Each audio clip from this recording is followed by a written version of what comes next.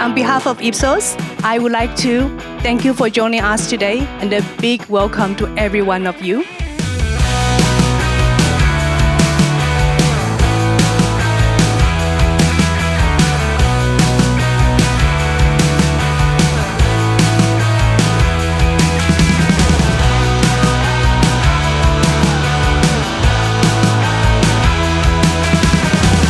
UU is our qualitative division of Ipsos. It's the part of Ipsos that humanizes data. So I'm going to talk to you a little bit about empathy today.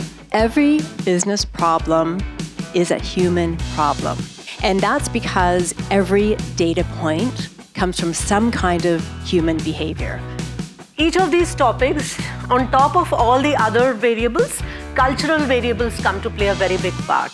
And this whole study we are doing is to really show you how knowing the culture and cultural roots and the cultural variables can help you sort of cover up for that X factor